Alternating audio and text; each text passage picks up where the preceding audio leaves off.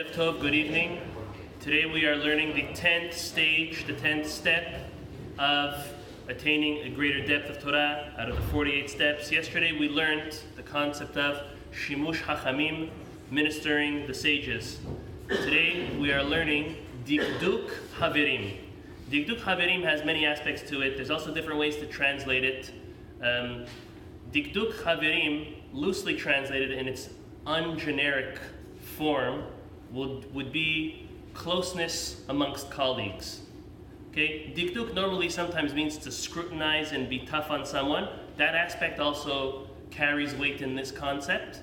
But let's first analyze the maybe nicer way of looking at it, the closeness of colleagues, the closest of friends. Chamim teach us that if you want to know who a person is, you look at their friends. What does that mean to us? That means that we have to work hard, we have to pray to HaKadosh Baruch Hu for help, to find us the right friends. As the Rambam says, a person is influenced by his surroundings. Someone who hangs out with good influence, they'll start doing good. You hang out with people that speak Hebrew, you'll start speaking Hebrew. You hang out with people that speak Chinese, you'll start speaking Chinese.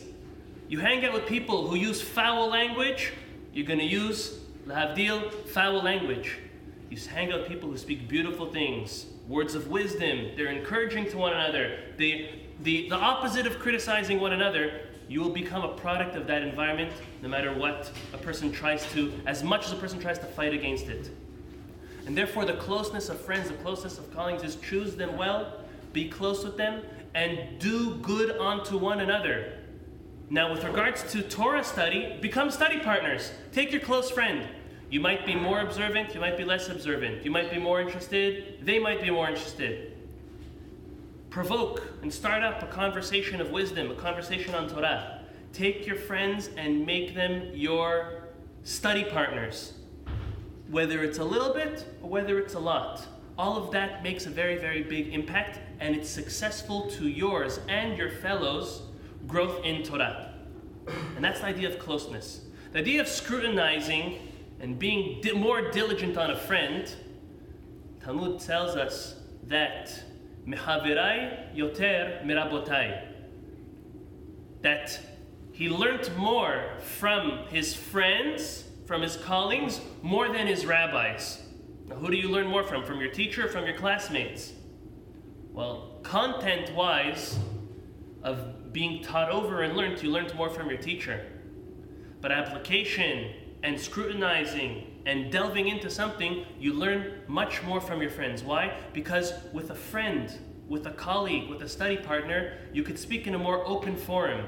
You could speak and challenge and be challenged and defend your point and explain your point in a different way than towards your rabbi or then towards a colleague or a classmate or another friend.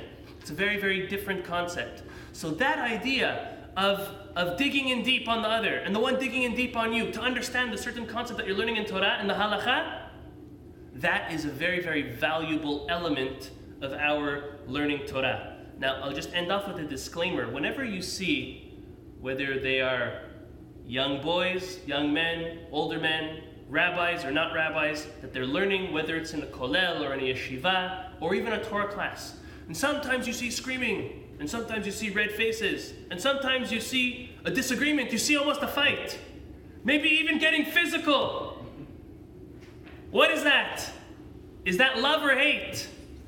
Is that truth or falsehood? It all depends where it stems from.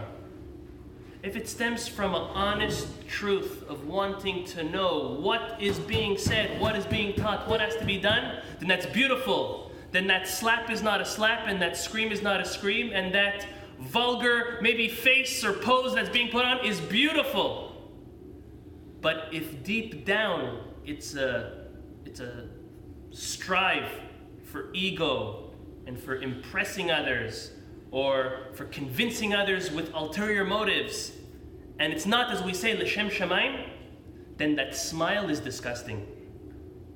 And that good word and that pat on the back is worse than a slap. It's a very important message that between friends, between study partners, There's a difference between halakha psuka. You come, you ask a question, what's the halakha? You take it, you don't question. But when you're learning something, whether you're learning it with a colleague or you're learning it with a friend or you're learning with someone greater or someone less, it doesn't matter. When it comes to learning, that's when we put everything down and we say, it's not me, it's not you. We want to understand the content over here. And we'll fight over it to get to the truth. With honor, with respect, obviously with no bad words.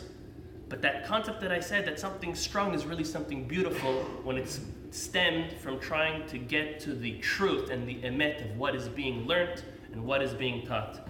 May we all have the merit to experience what I tried to depict in a short amount of minutes of having a close friend and fighting with beauty and over truth, over Torah and understanding. And you want to know how, as a litmus test, if it's a fight on ego or if it's a fight for truth, is if you come with a point and you are convinced that your point is right, but by the end of the day or the end of the week or the end of the month, however long it takes to learn that concept, you're proven wrong, you'll be happy to be proven wrong because you got to the emet, you got to the truth.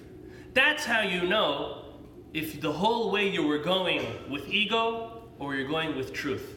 May HaKadosh Baruch Hu bless us to experience such a Torah and grow with our 10th step and stage for attaining Torah. Baruch Adonai Le'olam. Amen ve'amen.